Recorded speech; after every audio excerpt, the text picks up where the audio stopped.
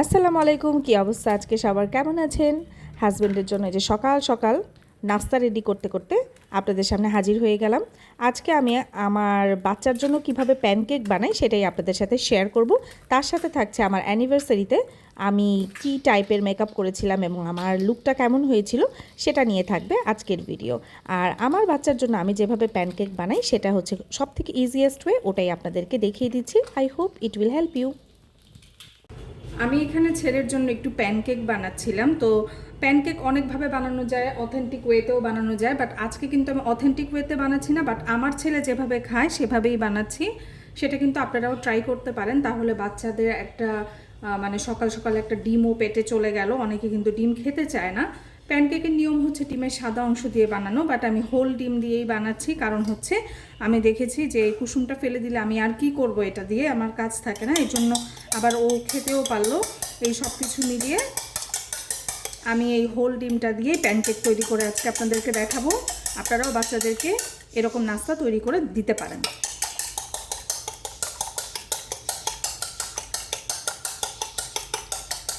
ডিমের সাদা অংশটাও কিন্তু আপনারা আগে ফিটে নিতে পারেন, একটু ফোমের মতো তৈরি করে নিতে পারেন। আজকে আমার হাতে সময় ছিল না, পরে ইয়কটা অ্যাড করতে পারেন, বাট আমি একসাথেই করে ফেলছি। এরপর আমি এখানে দিয়ে দিচ্ছি এক টেবিল চামচের মতো চিনি।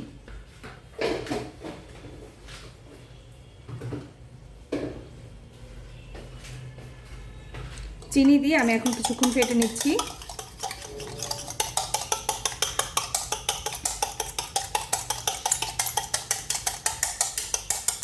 চিনিটা একটু মিক্স করে নিলাম। এবার দিব আমি কর্নফ্লাওয়ার, একদম অল্প সামান্য একটু কর্নফ্লাওয়ার, মানে 1 চিমটির মতো কর্নফ্লাওয়ার আমি এখানে অ্যাড করে দিলাম।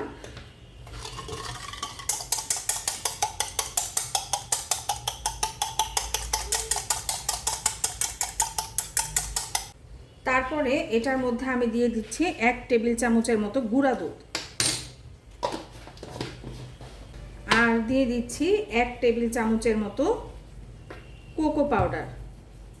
এটা কিন্তু drinkable cocoa powder, all purpose drinkable cocoa powder.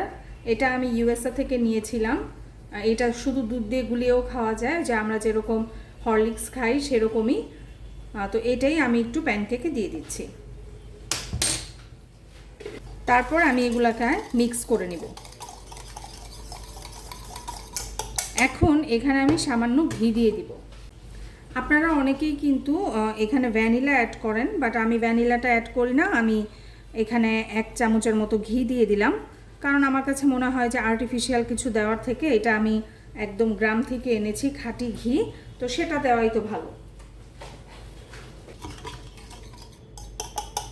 ঘিটা কিন্তু আমরা মানে প্যানকেকে তো তেলও লাগে, তেলেরও কাজ করবে, প্লাস ফ্লেভারেরও কাজ করবে, যেন ডিমের স্মেলটা না আসে। অনেকেই ডিমের স্মেলটা নিতে পারে না, সেটার জন্য। তারপর আমি দিয়ে দিচ্ছি একদম সামান্য একটু পানি, একদমই অল্প। হ্যাঁ, পানিটা মাঝে মাঝে আমি দেইও না, তারপরেও আজকে দিলাম। একদম অল্প একটু পানি দিবেন, দিয়ে একটু গুলিয়ে নেব। তারপর দিয়ে দিব আমি প্রয়োজন মতো ময়দা। এখানে ফার্স্টে আমি 1 টেবিল চামচের মতো ময়দা দিলাম। আমি গুলিয়ে দেখব যে এটার কনসিস্টেন্সিটা ঠিক আছে কিনা। এটা খুব বেশি ঘনও হবে না, খুব বেশি পাতলাও হবে না। তো এখানে যেহেতু একটু বেশি পাতলা মনে হচ্ছে, তো আমি আরেক টেবিল চামচ দিয়ে দিব। তো এখানে আরেক টেবিল চামচের মতো ময়দা আমি অ্যাড করে দিলাম। হ্যাঁ, এবার কিন্তু কনসিস্টেন্সিটা একদম পারফেক্ট আছে। এখন ভালো করে জাস্ট মিক্স করে নেবেন। তার মানে 2 টেবিল চামচের মতো হচ্ছে ময়দা দিলাম আমরা। এবার সুন্দর করে মিক্স করে নিচ্ছি। আর ট্রাই করবেন এই বিটার দিয়ে মিক্স করার, তাহলে মিক্সচারটা অনেক বেশি সুন্দর হয়। চাইলে আপনারা কাঁটা চামচ দিয়েও মিক্স করতে পারেন। এটা এমনভাবে মিক্স হয়ে গেছে অল্পতেই, যেন কোনো লাম্প নেই এটার ভিতরে আর। হ্যাঁ, তাহলে প্যানকেকটা সুন্দর হবে। এই যে কনসিস্টেন্সিটা দেখতে পাচ্ছেন, হ্যাঁ, এই যে এরকমই হবে, না ঘন না পাতলা। তো এখন আমি এটাকে চুলায় দিয়ে দিব। প্রথমে আমি চুলাটাকে জ্বালিয়ে নিচ্ছি। এরপর হাই হিটেই প্যানটাকে একটু গরম করে নিব।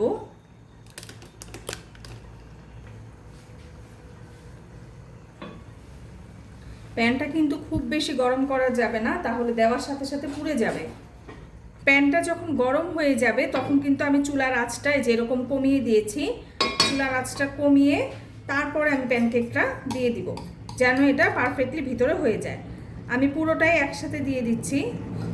এটা আপনারা চাইলে অল্প অল্প করে দিয়ে ছোট ছোট করে পাতলা পাতলা করেও বানাতে পারেন, কিন্তু আমার ছেলে যেহেতু এভাবেই খায় তাই আমি এইভাবেই দিচ্ছি।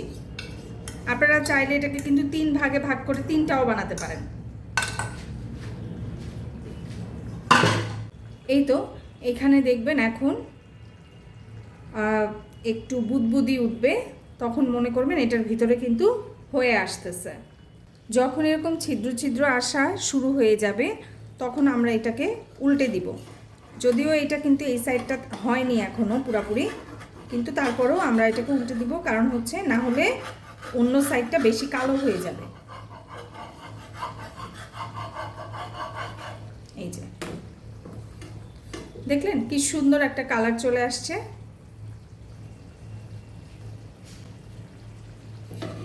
ওই পাশটাও কিন্তু সুন্দর করে হয়ে নিচ্ছে।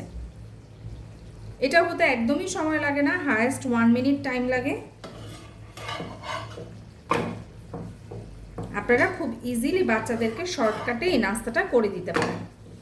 ওদের পারফেক্ট পুষ্টিও ভিতরে গেল, আবার কষ্টও কম হলো। এটা চাইলে উপরে যে কোনো চকলেট স্প্রেড দিয়ে, লাইক নিউটেলা অর নসিলা অর যে কোনো যে যেটা খায় সেটা দিয়ে কিন্তু উপরে স্প্রেড করে খেয়ে নিতে পারে। আমার ছেলে নিউটেলাটা দিয়ে এটা খেতে পছন্দ করে না, তো এর জন্য আমি আর দিচ্ছি না। এই তো প্যানকেক ডান। আপনারাও বাসায় তৈরি করে আমাকে অবশ্যই জানাবেন।